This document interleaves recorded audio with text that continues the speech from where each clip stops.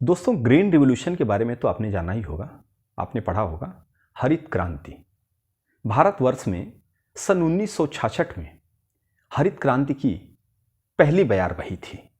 तब हमने हरियाणा और पंजाब में गेहूं के उत्पादन पर जोर दिया था और इसका रिजल्ट भी आया था।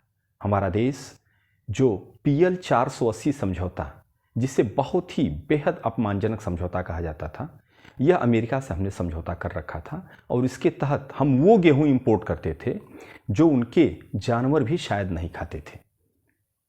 तब इन परिस्थितियों से परेशान होकर और मजबूरी में हमने एक ऐसे रास्ते की तरफ कदम बढ़ाया था जब हम आत्मनिर्भर हो सकें।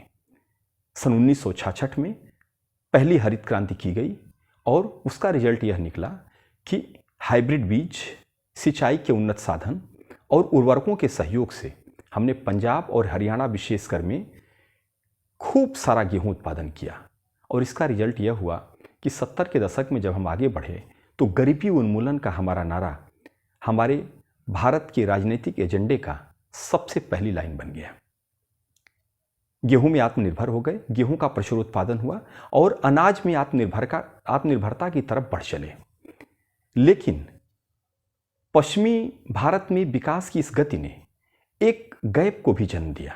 जो पूर्वी भारत का हिस्सा था वह विकास की इस धारा में अछूता रह गया और एक असमानता का जन्म हुआ।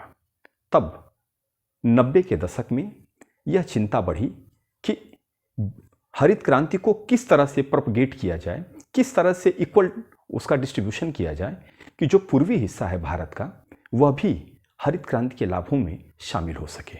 सन 2007 में हमने दूसरी हरित क्रांति, सेकेंड ग्रीन रिवॉल्यूशन को जन्म दिया और इसका फोकस था बिहार, पश्चिम बंगाल, उड़ीसा और पूर्वी भारत के वो हिस्से जो पिछली यानी कि पहले ग्रीन रिवॉल्यूशन के समय अछूते रह गए थे, उन सब हिस्सों पर जोर देना और यहाँ चावल के उत्पादन पर जोर देना।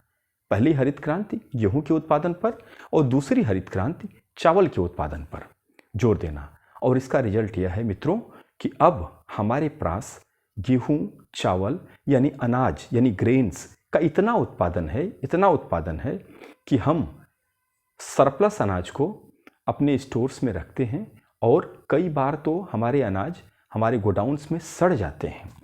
हम दुर्भिक्ष के समय, अकाल के समय और कठिन समय में दुनिया के तमाम गरीब देशों को इस अन्न का योगदान भी देते हैं, उनकी मदद करते हैं, उनकी सहायता करते हैं।